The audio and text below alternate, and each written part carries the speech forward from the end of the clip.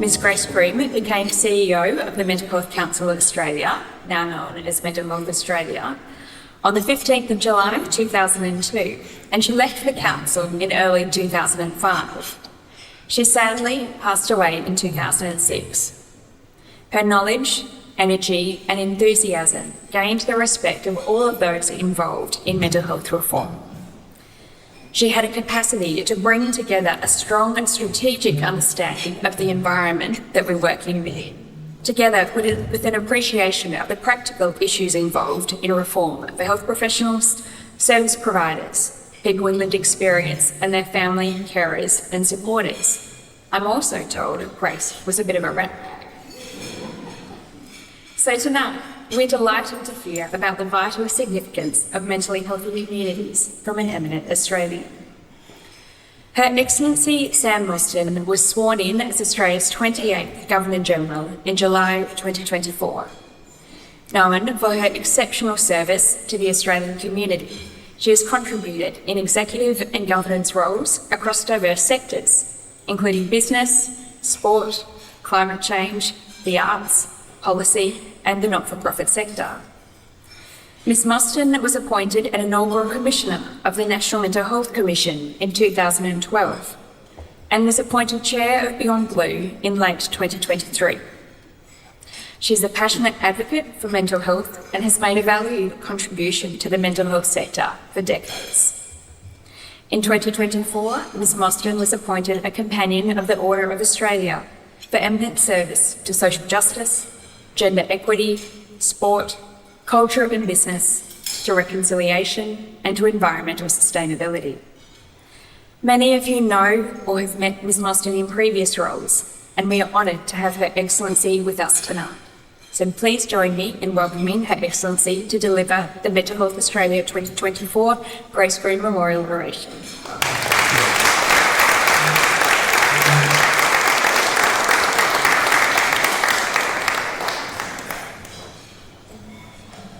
Well, thank you for those very kind words.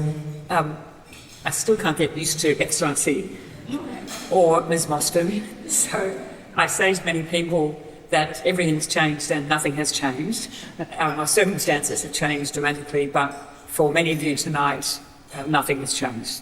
I'm still a person that many of you have known for a very long time, and I hope that you'll see that in the way that I conduct myself in this office and in some of the words that I wanted to share with you all tonight. And of course, I wanted to start by acknowledging the Wurundjeri people of the Kulin Nation, these traditional lands we gather on tonight. I was hoping we'd do that in front of Uncle Bill Nicholson, but he had to leave. But I was really struck by his discussion from a Wurundjeri point of view about what it means to be and to feel truly respected. For him, it was about, as a First Nations man, a Wurundjeri man. And of course, I acknowledge there will be First Nations people in this room, Wurundjeri or otherwise. I also acknowledge. And what I was going to say to Uncle Bill was, I'm inordinately conscious of the need in this role to make everybody welcome. And I thought I wasn't going to share with him, but I'll share with you, and maybe we'll get back to him. But when I first moved into the glorious houses where Simeon and Lottie sometimes and I now live, Government House in Canberra and Admiralty House in Kirribilli in Sydney. First of all, we had smoking ceremonies before we spent our first nights in those glorious homes to pay respect to those whose country we're moving on to.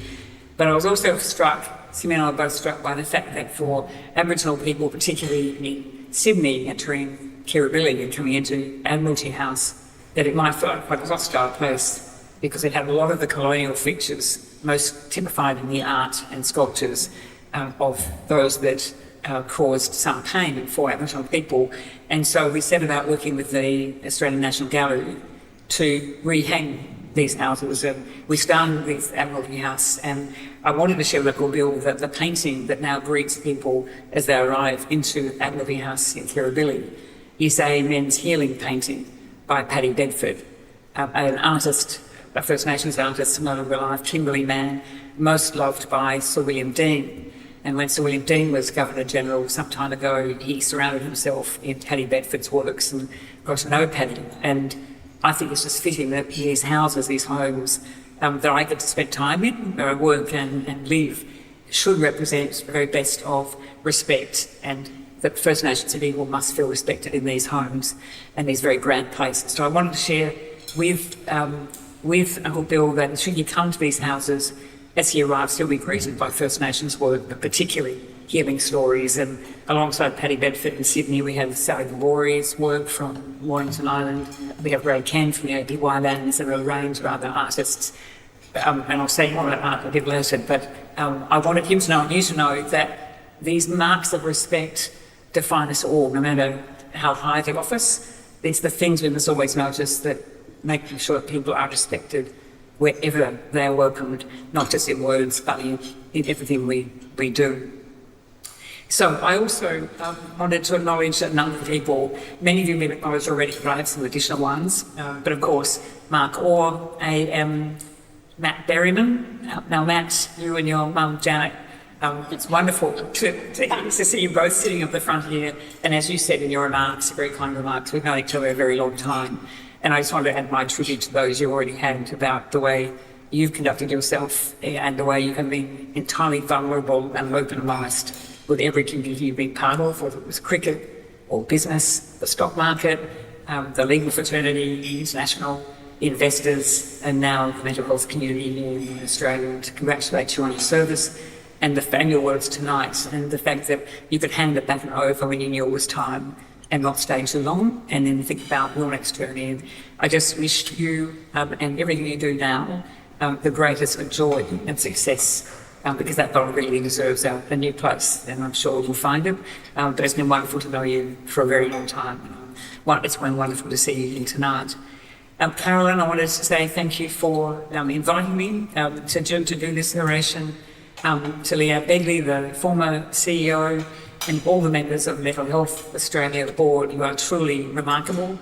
Paul McCormack, as the interim CEO of the National Mental Health Commission, I think he was here tonight. Mark Foley, who again I've known not personally but more professionally over the years, and then a bit more personally as a previous Minister for Health and Minister for Mental Health. Extraordinary service, not just to his state but to the country, particularly in the fields that we'll talk about tonight. Professor Bruce Bonyhady, who I get the absolute joy of sitting beside. You know this, but there is no NDIS without Bruce Bonyhady. There was no review of the NDIS without you, and the reset that's required to make sure that we treasure and hold on to everything that was created in the first place. And to speak with you tonight is very special. I think Professor Sophie Adams is here, the Chief Psychiatrist of Victoria, and Professor Pat McGorry, who does so much, and I often catch up with Pat as we go away tonight to just figure it all out and work out what the big solutions are. But wonderful to see Pat here tonight. And so many others of you that are here that I've worked with or I've known and admired for such a long time. You're all incredibly distinguished guests. And tonight there's probably no more distinguished guests, the family of Grace Groom.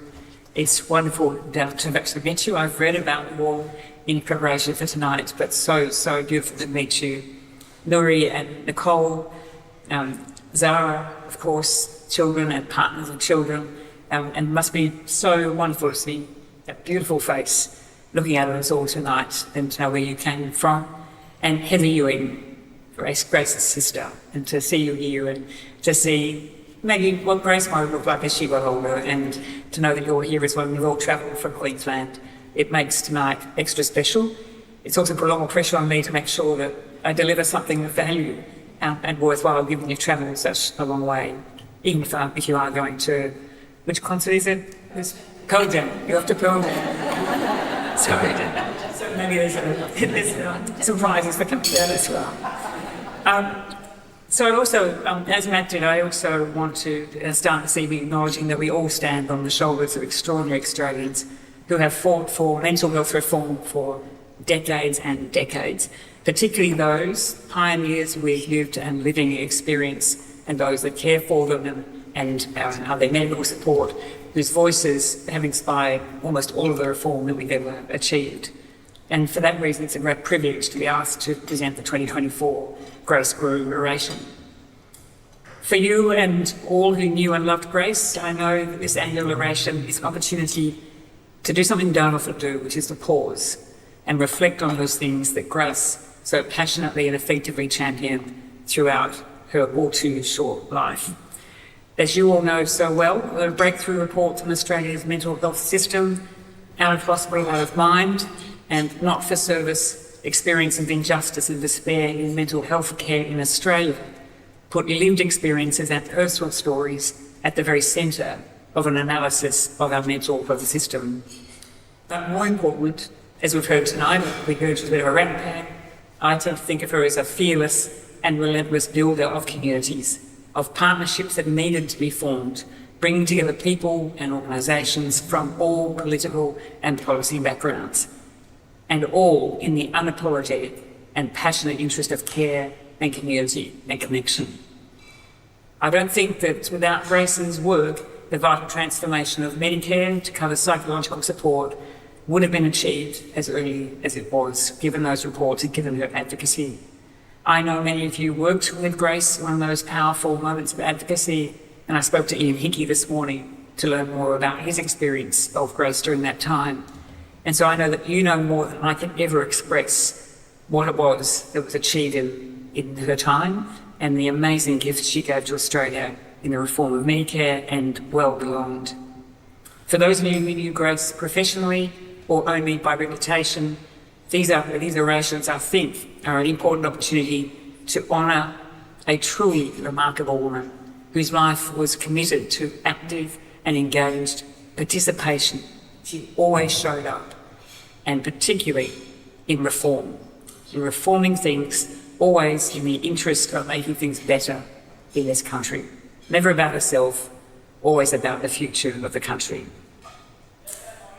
So I'm very grateful for this incredible opportunity to be part of the now long-standing annual event, and I'm delighted as your Governor-General to join the very impressive and daunting list of previous orators.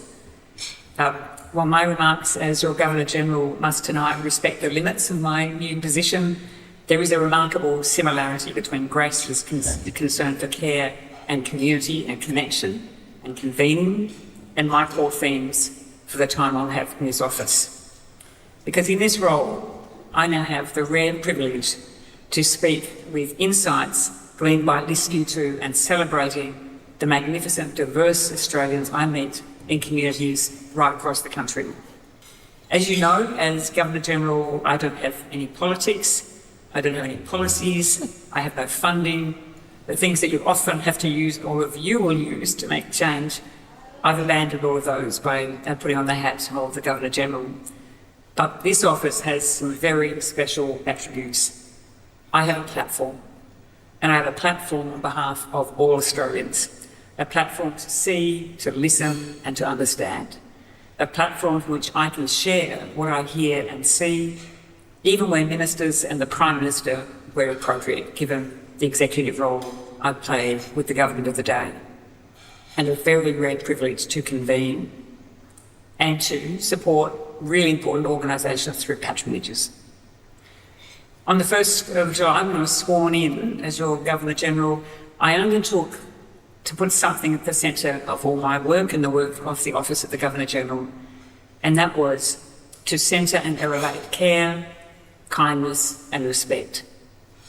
Care for each other, care for those who care for others, care for our extraordinary continent and its environmental beauty, in other words, a care for country, care for civics and institutions, and care for the way in which we discuss and debate the issues of our time without judgment or rancour.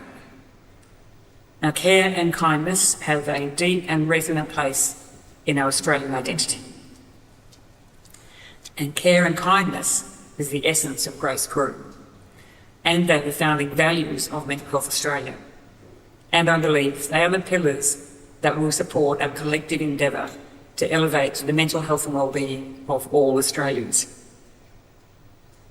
Now, the Prime Minister also asked me, when he appointed me, to bring 3 other attributes to this office, and he described them as modernity, visibility, and Bruce, you'll be glad to hear this, optimism.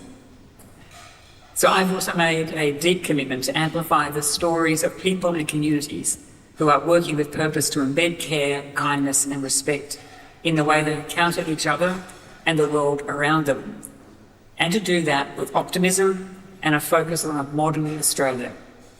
Because the modernity part of my job is terribly important right now. The way I think about modernity and the office thinks about modernity is that we have a tripartite story that we must never lose sight of, and it's one that we own absolutely uniquely across the world. 65,000 years of unbroken relationship with this country and with practice and tradition shared so generously with us for so long that helps inform how we might live. The British institutions, of which I am now a part, that bring us a stable democracy, compulsory voting, independent electoral commission, and understanding that we can change our governments peacefully without descending into violence, and that we can hold our leaders to account in a way that's fair and open, and that we don't challenge elections because we know of the independence of the processes that sit behind it. And of course, the third part of that story is more than half a century already of the greatest multicultural story imaginable, only to be led by the half century and centuries ahead that will determine the future of this country, which I see in the faces of every primary school group that comes through Government House at the moment, the story of the future leaders of this country. It's so very exciting and filled with optimism. So I shared that with you about what we're doing with the office, the priorities. Tonight I wanted to move to a particular focus because of the mental health story. Because reflecting on the ideas that have preoccupied so many of my conversations with so many of you about mental health over the years, I realised that I, like many of you, return again and again to a dominant theme, and it's care and community and connectedness as the foundation of our national well-being. Whether we speak of it in terms of mental, social, economic or physical health, whether we look at the challenges to social cohesion, and there are many, the well-being of Australians is entirely bound up in the communities in which we belong. And much of my professional instinct in prioritising care is a product of my experiences in the mental health sector, as you heard, over the past 20 years or so, and where I probably learned that sitting as a commissioner on the National Mental Health Commission when it was first established. There was lots of learning at that time. But then during the COVID years, it was working with the National Youth Employment Body, chairing the Foundation of Young Australians, undertaking reviews of women's economic equality. This kind of work gave substance to an instinctive belief in the absolute centrality of care and community and connection and respect for all. Excuse me. And at the time, I was living in Sydney and volunteered with many others at a community centre in Marrickville, the Addison Road Community Organisation in the inner west. We were there packing boxes and essential supply hampers for communities throughout the city and the state. Thank you, of New South Wales. Thank you, Michelle. I have a wonderful team. We were there packing boxes, and we were helping communities across the state of New South Wales affected by COVID lockdowns, just as many of you would have been doing here in Melbourne and Victoria or wherever you've come from tonight. And there was the value of participation, the participation Grace cared so much about, and place-based engagement. And just to be part of that and to learn why being in places where we lived, showing up and doing good things for others and putting ourselves behind the benefit of others, that engagement was so clear to me about why place and community matter so much. There was such a spirit of generosity and care for others that imbued every act of compassion at that community centre, and as it did with all community organisations that took care of us through COVID. That there was community cohesion and care, most evident, and it was where we all needed to be. I think we all found ourselves the recipients of the greatest gifts of turning up and being part of a community, far more than those we thought we were working to support. When we were put under pressure with that pandemic, we did learn, I think, how to care about each other. We learned how we needed each other and how we needed each other's company, not in theory, but in reality. And even in the isolation and devastation of that time, we found ways to belong. We recognised that our well-being finds its first and strongest foundation in something bigger, broader and more diverse, more important than the individual. So our challenge now, in a time of increasing dissociation from the community and the division we're beginning to see from one another, more outside this country than within, but the trends are there too. And where societal trends are straining people's capacity to actively participate in their own communities, we have to ensure that connection remains a desirable, achievable and rewarding goal. I also, though, do reflect that my deeper formative moments of reflecting on mental health, as it might have been with most of you and most Australians, particularly mental ill health, was through growing up to be part of a family where suicides were never properly examined or discussed, where strange behaviour was pushed to a side, where men coming back from difficult situations from suicide weren't supported, and where the issues we should have been talking about and felt comfortable talking about were often seen to be too embarrassing, too difficult, and would require an act of vulnerability that most families weren't prepared to enter because they didn't want anyone else to know these things were happening in our families.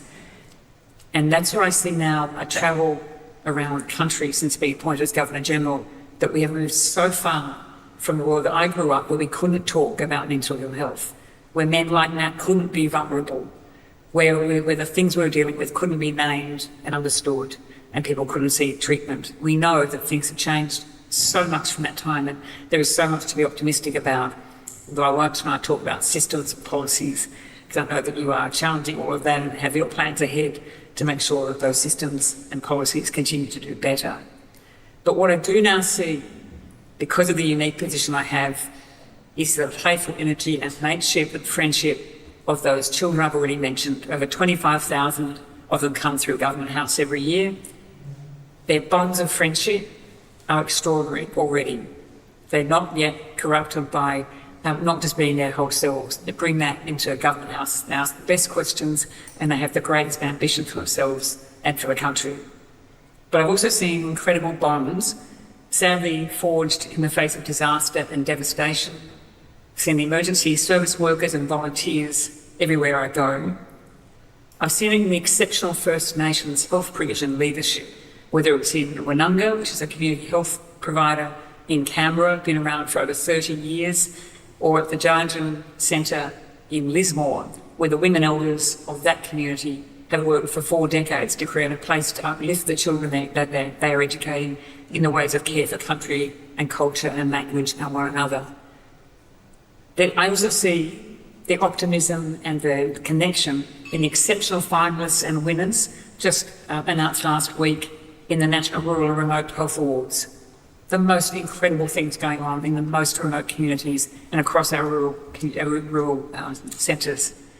I see in the pride of the entire Mount Gambier community at their newly opened Willunda Recreation and Convention Centre, which models best practice and inclusion for a city that was so devastated by its own issues.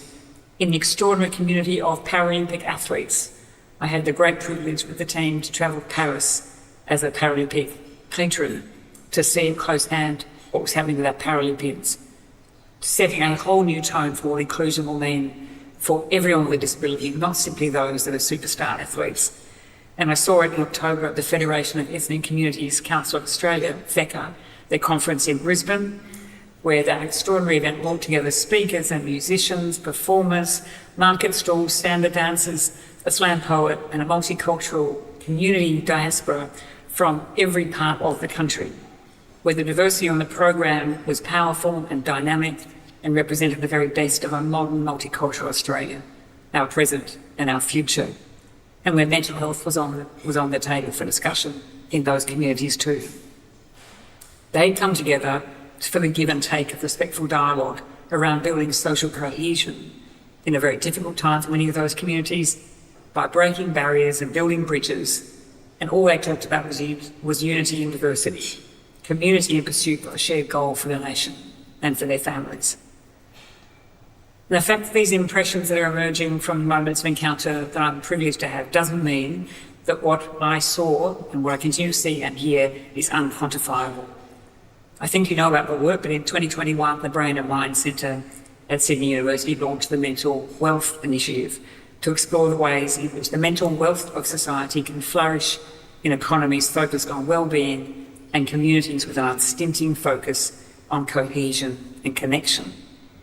The initiative defines the mental wealth of a nation as the combined cognitive and emotional resources of all of its people. And I share the ambition of the Brain and Mind Centre and any of you here tonight who want to define and commit not simply to mental health, but to the mental wealth of Australia. And I was first introduced to the concept not at the Brain and Mind Centre, but actually by Janet Marr here and the late Jackie Crow, who were my extraordinary colleagues on the Mental Health Commission and who, in Janet's marvellously descriptive language at the time, described as experts by experience. And the insight of lived experience, as you all know, is the repository of perspectives and wise perspective and expertise, and it is a gift way beyond measure. I've already mentioned Ian, and I know that he was your inaugural Grace Groom orator in 2007, but he asserts often loudly that more than a measure of well-being, mental wealth links directly to the real economic and social benefits for a nation, and that our mental wealth sits at the core of our progress and our success as a nation. And it is a concept that can be measured, monitored, and forecasted through rigorous research and the application of new theories and technologies that are then applied locally in the ways in which local communities expect them to be applied, not by the way people outside those communities think they should be applied. And to me, this kind of framing represents the very hard edge of care in practice. Despite talking about care a lot tonight, wherever I go, care is not soft. It might sound soft, it might sound feminine, but care is hard in practice. It's not just a simple act of humanity, it's in fact a complex lever for good in society. It's not above scrutiny or beyond calculation. It must not and cannot feature from failure or resolve from responsibility. It's not simply an aspiration. Care makes a powerful and recognisable contribution to the economic and social prosperity and security and happiness and well-being of our nation. I think you know these stats already, but in February, the Australian Institute of Health and Welfare presented statistics showing that just under 5 million Australians filled a mental health-related prescription in 22-23, and 1 in 5 Australians experienced a mental health disorder in the previous 12 months. You know who those Australians are. We all know who they are. They're us. They're every one of us and our families. They're our families and friends, our colleagues and co-workers, the person we chat to over the counter at the shops, and the celebrity chef whose recipes our fails have. They may have even been star cricketers at one stage in their life. They're our partners and parents and our children.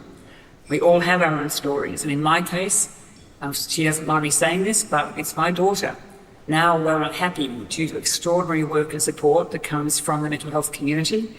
But she and we endured a family experience of the kinds of issues that no family wants to deal with young people. But we trusted the system, we trusted practitioners, and we trusted ourselves as a family to be open and honest about it and provide her with the support that she needs. I'm happy to say that tonight she's at a concert here in Melbourne, having the time of her life as Hosier, in case you're wondering, and she's back on the stage as an actor. But our family is like every family in this country, where we are all doing things and undertaking the work to make sure that our communities and our families, when we don't think of it as vulnerability, but we do think about it as building mental wealth, and that's what I think we need to keep focusing on. But we can go from the personal and the small, these little anecdotes, to the very big and the system issue in a different context. And I don't know if you saw the recent speech given to the Mind Counts Foundation by High Court Justice Jackie Gleeson, a High Court judge addressing the question of mental health and self-doubt. She presented a speech on self-doubt as a pervasive and debilitating experience to a sense of self and authority, not something you expect to hear from an eminent High Court justice. Doubt is not always a traitor, and a questioning disposition is critical to getting to the truth. And as Justice Gleeson said, doubts generate the intellectual inquiry and rigour that lies at the heart of legal reasoning. It's a good thing in that case. She said it's so intrinsically linked to doing good legal work, just as I suspect it is in science and business and in every one of our lives. That doubt will result us make better decisions. But the doubt she was talking about is the doubt that leads to self-doubt, to an imposter syndrome, and sets up an opposition between reality and our mental narrative, undermines our sense of self and breeds anxiety. And the reason she spoke about it was that she observed that in the legal profession, where power and authority are elevated and a sense of responsibility to the practice of law is paramount, strength always has prevailed over vulnerability, and the consequent impacts on mental health are very damaging too.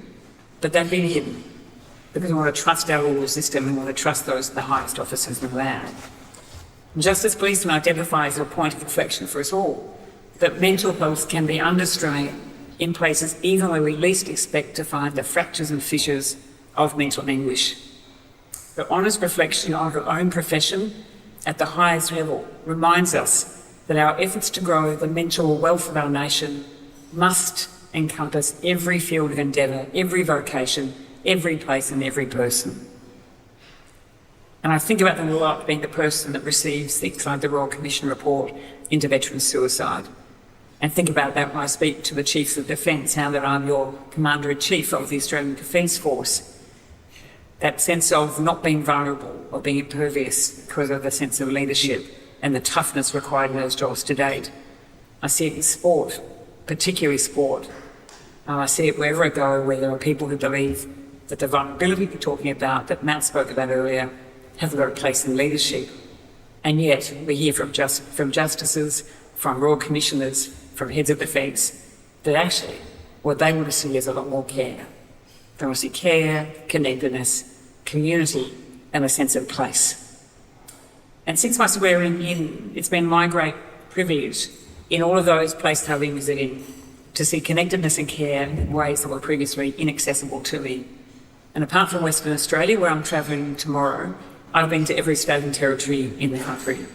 I've been visiting cities and almost all of the regions across the country, in town halls and school halls, social enterprises, at childcare centres, community centres, at women's shelters, men's sheds, aged care centres, universities, research laboratories, and as I said, with emergency service personnel and members of the Australian Defence Force, but also with parents and carers, academics and scientists, chief executives and small business owners, young adults and the elderly. And of course, in places where flood and fire has left communities striving for recovery. I just get to see over and over, on all of your behalf, the place of connection and the role of local communities in providing a social fabric from which we derive our sense of well-being. And I've learned from them that often we are best able to measure and embed well-being in our mental wealth when we ask not only how am I, or even how are you, but rather how are we? These questions find their most impactful and most insightful answers in those communities, the places throughout the country where Australians meet to connect and deeply care for one another. Just a couple of weeks ago, I travelled to the tiny town of Woodburn in northern New South Wales in the Northern Rivers District to dedicate the new buildings of a very small primary school, St Joseph's. The school sits on the banks of the magnificent Richmond River, which feeds that extraordinary, gorgeous, lush green of the landscape up there. But the floods of 2022 inundated that town and completely flattened and destroyed St Joseph's. And the rebuilding of that school has taken an extraordinary and tremendous effort and commitment to place and people. At the opening ceremony, Principal Jeanette Wilkins wept as she thanked the people of Woodburn for their kindness and their care. She said it was the foundation on which they rebuilt the school and are rebuilding their lives. The emotion of homecoming and pride in achieving a shared goal. A huge outpouring of care, compassion and belonging. The sense of well-being lit up in every child's face. And it was a living example of that transcendent power of community. And just as it had shaped my life before July, these are the things that are going to continue to influence my program of engagement with Australians long into our term. The Northern Rivers trip was also indicative of another very important matter in appointing and announcing a number of national emergency medals to a group of over 300, mostly men, but some women, known as the Tinny Army. They were the first civilian responders to those floods, got into tinny boats and save lives. And we announced that we'll be presenting the National Emergency Medals to the Tinny Army. And the leaders of the community who thanked us for coming and making that announcement made a very important point to us all there. They asked us not to leave and talk about community resilience. In fact, they were deeply emotional and asked us not to use that word. They said, you use resilience, it means you think we're done here and we're fine, but we're not fine. We're in recovery. And the thing that got us through that recovery is the strength of community, and people continue to show up. But please, the word resilience is for us to use, not for others to describe us. Now that's something I was able to reflect back to senior managers and the Prime Minister. That's part of the power of this job, to remind people that our language, reflect on communities, can often be quite disrespectful of what's happening in those communities. But that community wants to be known that they are recovering. It's the community that's doing the work, and that they'll determine when never see it again, if ever, because of the huge devastation that occurred there. And that'll be the story around every disaster that's occurred in this country and is yet to occur as we face into the grim reality of climate change. So it's one to remember, I think, and take heed of as we think about how to remain optimistic and listen to those communities and the words they'd like to describe in. Now, the last one I referred to was something, again, you're all aware of, which is the report from the inquiry into Australia's COVID-19 response, released just a little while ago, which talks to the long tail of the pandemic. And the inquiry's remit was to review what happened during the pandemic as a guide to review our future actions and set our future actions. Not to apportion blame, certainly not to look for failings or mistakes, but simply to learn from them. And one of the things the report recognises is that the fallout decisions that were made during the pandemic continues to have an impact on communities across the country. And that's what I saw in the Northern Rivers, especially, as you know, in mental health issues that stem from prolonged isolation, lack of social contact and diminished trust in government. That report suggests that future responses to similar emergencies will only be improved if governments enhance their understanding of community and communities' needs by engaging directly with community representatives, getting deep down into local communities. And Australians keep telling me this wherever I go. If they are not heard at the big systems level, if communities can't see themselves in policy decisions, the changes aren't going to work, especially decisions that directly impact the strength and stability of those communities and their connectedness. When Australians at every level, from government and bureaucracy to business and employers and town councils and schools, neglect to ask how are we and be listened to about what's locally relevant, we risk the integrity and strength, not just of the system, but of our individual well-being and our national mental wealth. And it would be wrong to frame this simply as a COVID learning arising in response to a particular set of circumstances. That would be a very short-sighted response to the report. Instead, we need to use these moments to elevate the human need for my favourite things, community, care and connection, and treat it as a universal, enduring and measurable truth. Establish it as the prerequisite for the mental wealth that underpins not just our economic prosperity, but our social well-being and our success as a nation. I know, I can share this with you from every interaction I've had, that it is the lived experience, the local connection that will always be the most powerful. And that's why it's always got us through. On every level, practical, the social and the emotional, it's a pathway to meeting and exceeding our potential as a healthy, modern and optimistic nation. A nation defined by its mental wealth and a population where we all feel valued, part of a bigger story and that we belong. And I'm just going to come back before closing with a few remarks about Groom, just to finish off the story of the art story. So the art story I started with was about First Nations feeling welcome in the grand houses that I'm so privileged to occupy. But when I moved into those houses, and Sydney and I discussed this a lot, and we looked around and wondered how any Australian would feel being part of the great story that involves the Governor-General, a sound democracy, a stable, safe place to live. What they'd think if they came in and looked around the walls, and we wondered, could it be possible that we could borrow from the various national collections of great art and make sure, against an ambition, that every Australian could enter those houses and find at least one picture or artefact that connected them to the great story of Australia, so that every Australian would feel welcome. whatever that cultural background, religious background, wherever it was in the country, could be achieved that. And that's what we're working on now. So in rehanging those houses, we're talking to the curators of our great national institutions, including the National War Memorial. We're trying to create a moment where if any one of you came to these wonderful places where I and the team get to work, you find something of yourself somewhere and you feel respected and part of the great Australian story, whether it was Indigenous, part of the British system, part of the multicultural current and future, or your profession, or your community. So it's a big, bold ambition, but it's these things that remind us that we are all connected and that we do all belong. And I'm hoping that for people in offices as high as mine, with the kind of privileges that I now have, that that's our job, to make sure that we're connecting people too, and that everyone feels part of this great story. So back to Grace. In 2003, presenting the results of her research, she had the most exceptional precision and clarity of expression. Very simple things she said, and it's this, 2003. The growing burden of mental illness in Australia has a significant economic cost to the community.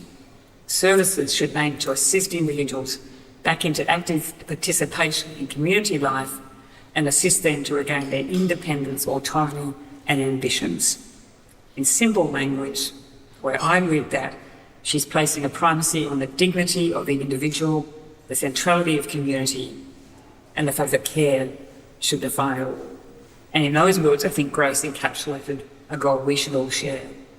I don't underestimate the job ahead of you all as part of the National Mental Health Australia team and membership, but there are some truths that are worth thinking about in the way we advocate and see change.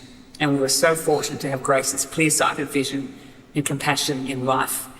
I'd like to think, particularly for her family, if she was here in 2024, she'd be guiding me in my journey as your Governor-General to elevate care and kindness, to keep showing up, to convene the groups that need to unite, despite their differences, to centre the stories of the local experience that should guide our systems, our policies and our investments, to always being committed to making our country better.